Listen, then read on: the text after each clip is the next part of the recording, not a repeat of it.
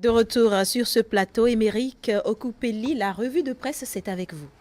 Mesdames, Messieurs, à nouveau bonjour et bienvenue dans la revue de presse que nous démarrons avec l'information liée à la convocation du président et du vice-président du Parti du Renouveau démocratique, PRD.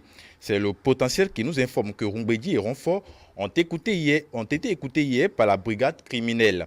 Des deux personnalités convoquées, seul Charlemagne Ronfort a répondu à cette invitation à lui adresser par le chef de brigade de l'arrondissement d'Aglan-Gandan dans la commune de Semempodi, dans les villas Sensad, Yaya Boni Gomina pour affaires le concernant. De sources concordantes, l'on apprend que cette convocation fait suite à une supposée plainte d'un homme qui dit avoir positionné sur la liste PRD pour les élections législatives 2019 sans son consentement dans la 10e circonscription électorale. Des mêmes sources, l'on apprend que l'audition du vice-président Charlemagne Ronfort a duré environ 90 minutes avant qu'il ne soit autorisé à rentrer chez lui. Les seuls mots qu'il a lâchés sont « c'est la République » parce que la République a besoin de certaines informations. La vérité triomphera, Inch'Allah, a-t-il laissé entendre, comme le souligne le Béninois libéré. Le président du patrie, Adrien Rumbedi, quant à lui, manque à sa convocation, mentionne le Télégramme. Mais déjà la veille, au cours d'un point de presse à Cotonou, poursuit mon confrère, il avait annoncé son agenda pour la journée du mardi 12 mars 2019. Il avait laissé entendre qu'il devait présider une réunion de la conférence des présidents pour trouver une solution à la crise préélectorale en cours, comme le lui a demandé le chef de l'État, le président Patrice Talon. C'est Nord-Sud Quotidien qui nous informe que Rumbedi a plutôt été écouté à son domicile à Porte-Nouveau vers 14 h. Qui cache la vérité se presse d'écrire la dépêche.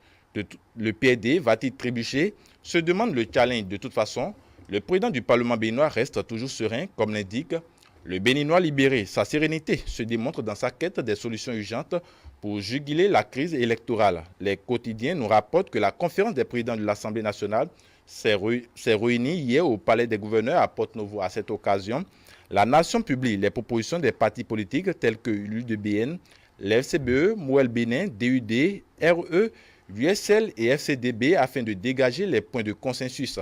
Aussitôt ouvert et déjà des solutions trouvées par Maître Adrien Rumbedi, placard dans sa manchette, le Télégramme. Les travaux se poursuivent ce mercredi au Palais des gouverneurs et à l'issue, des solutions palliatives seront formulées pour conjurer la crise, comme l'indique le potentiel. Rumbedi, dans la logique de Talon pour une sortie de crise, écrit le challenge. Il mettra certainement son capital d'expérience à profit pour l'atteinte de cet objectif. L'actualité aussi, c'est le recours de certains partis contre le rejet de leur liste par la Sénat. La Cour a dit le droit et a rendu tôt ce matin sa décision. Le juge du contentieux électoral a tranché.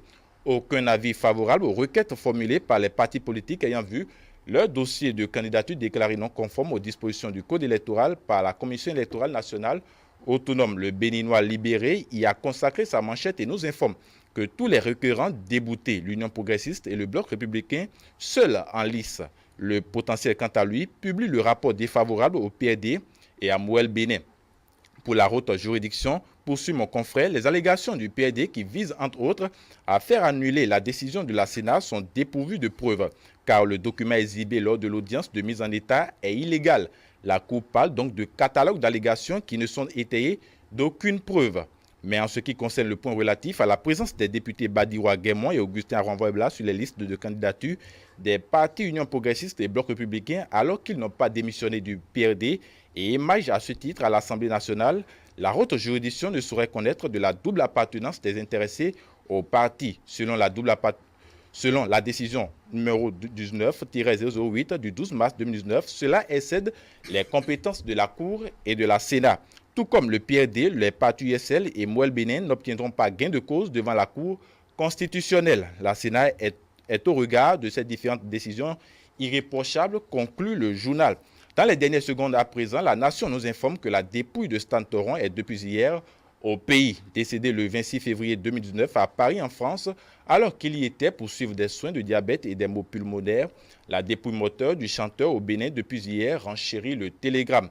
Elle va y séjourner pendant quelques jours en raison des préparatifs d'ordre traditionnels pour la cérémonie d'inhumation. Viendra ensuite la cérémonie d'hommage national que les artistes culturels sont en train de préparer pour l'illustre disparu. La cérémonie d'hommage national et celle d'inhumation sont prévues pour le 30 mars 2019. Et puis, 13 mars 1999, 13 mars 2019, 20 ans déjà que Monseigneur Isidore de Souza a attiré sa révérence. Son rôle dans l'historique conférence des forces vives de la nation de février 1990 a fait de lui le père de la démocratie béninoise. C'est donc une figure nationale dont le rôle dans l'apaisement des tensions sociales marque encore les esprits. L'inoubliable Monseigneur Isidore de Souza titre l'autre quotidien.